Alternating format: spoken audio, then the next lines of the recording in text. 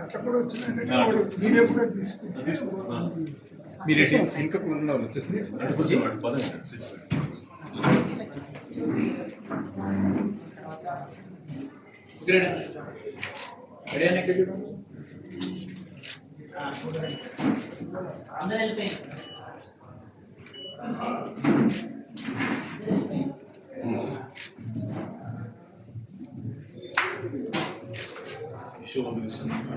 నీ హయాం లోపల కులగ్రహణ జరిగింది. ఇటు కొంతమంది ఇటు వచ్చేసారు సార్. ఇక్కడ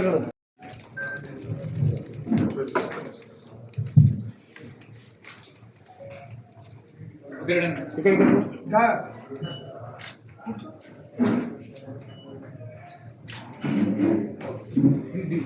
యూత్ అందరూ రండి రండి.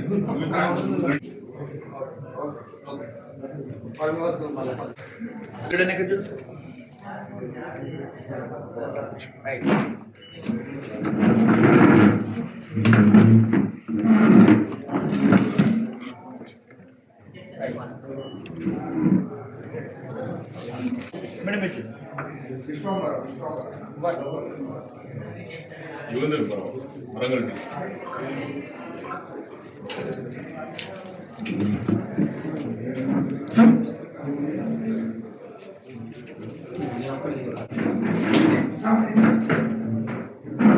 అన్న ఒకటిది అన్న అడ్డా వంటది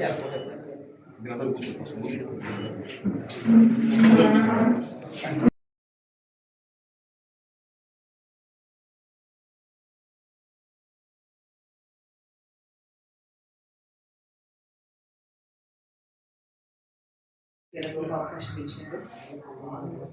ముఖ్యమంత్రి గారు ఏవైతే ఆకాంక్షతో అంటే ఒక ప్రజాస్వామికంగా ఒక ప్రజాపాలన చేయాలనేటువంటి ఉద్దేశంతో ముందుకెళ్తున్న క్రమంలో ఇవాళ మనకు పిసిసి పార్టీలో జాయిన్ అయినప్పటి నుంచి నిరంజనను ఎప్పుడు ఫాలో అవుతూనే ఉంటాను. ఎందుకంటే ఒక సబ్జెక్ట్ విషయంలో కానీ ఏదైనా కమిట్మెంట్ ఒక డిసిప్లిన్ అంటే మాలాంటి యంగ్స్టర్స్ ఫాలో అవ్వాలన్నా ఇన్స్పిరేషన్ తీసుకోవాలన్నా నిరంజన్ లాంటి సీనియర్ నాయకులు మాకు ఒక ఇన్స్పిరేషన్. నిజంగా నా అదృష్టం అన్న మీ సారథ్యంలో నా ఫ్యామిలీ మెంబర్స్ నన్ను కలవడానికి వచ్చిన ప్రతి ఒక్కరికి నేను ఇదే మాట చెప్పాను. అందరికి మేము అంటే స్టేజ్ ఎక్కి తను మాట్లాడుతుంటే ఉద్యమంలో మేము స్పీచ్లు ఇచ్చినాం కావచ్చు, అది వేరే విషయం. ఒక కన్స్ట్రక్టివ్గా ఒక సబ్జెక్టివ్గా అంత హార్డ్ వర్క్ డెడికేషన్ అదంతా కూడా పార్టీ కోసం వారు చేసిన కృషి చూస్తే అసలు పార్టీ కోసం ఎట్లా పనిచేయాలనేది మాకు ఒక ఇన్స్పిరేషన్. నేను పెద్దని చాలామంది కూడా నన్ను బ్లెస్ చేసిండ్రు. మీరు ఒక మంచి నాయకుడు, బీసీ నాయకుడు, ఒక మంచి వ్యక్తి సారథ్యంలో పనిచేస్తున్నారు బిడ్డ.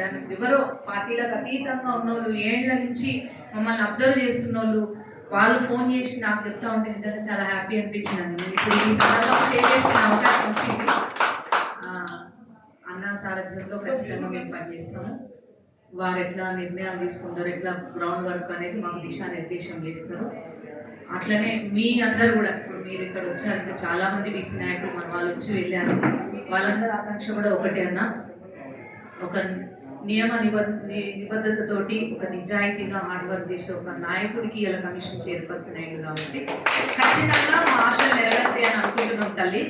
అట్లనే నువ్వు కూడా ఒక ప్రజా గొంతుకగా ఇలా తెలంగాణ గొంతుకగా వచ్చినావు. చూసినావా, మిమ్మల్ని ఇద్దరు చూస్తే మాకు కొంచెం నిమ్మలం అనిపిస్తుంది. అని పొద్దున జడ్జల సీనన్న కూడా ఒక మాట అన్నాడు నాతో ఫోన్లో.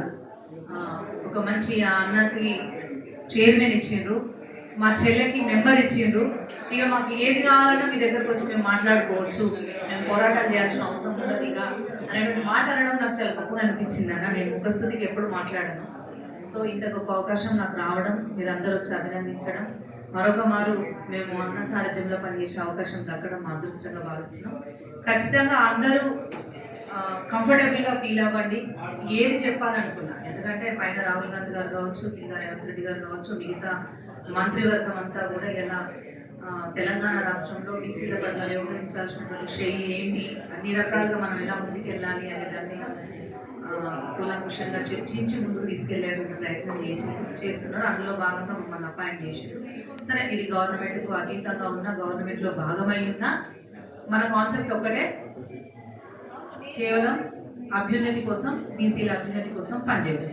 దాంట్లో భాగంగా మిగతా ఫార్వర్డ్ క్లాసులు కావచ్చు, ఎస్టీలు ఎస్సీలు కావచ్చు, వాళ్ళంతా కూడా మనతో గుర్తులే, మన అన్నదమ్ములే. వాళ్ళందరి సహాయ సహకారాలు కూడా మనకుంటాయి. మన దాంట్లో వెనుకబడిన వాళ్ళందరూ ఎవరున్నారు, ఏం కథ అనేది మీకు అందరికీ తెలిసి ఏళ్ళ నుంచి పనిచేస్తున్నారు. అనుభవజ్ఞులు, అన్న సారథ్యంలో మేము ఎప్పుడు కూర్చున్నా ఆ అంశాలను చర్చించడానికి మీరు రావచ్చు, మాకు చెప్పవచ్చు. మీరు ఎప్పుడు రావాలనుకున్నా కంఫర్టబుల్గా వచ్చి మాట్లాడవచ్చు. ఆ ఫ్లెక్సిబిలిటీ అయితే నాకు తెలిసి మా అన్న దగ్గర ఉంది. ఎందుకంటే నేను పార్టీలో చూస్తున్నా కాబట్టి మా అన్న దగ్గర ఆ ఫ్లెక్సిబిలిటీ ఉంది. అన్న చెప్పినట్టు మేము నడుచుకుంటాం. థ్యాంక్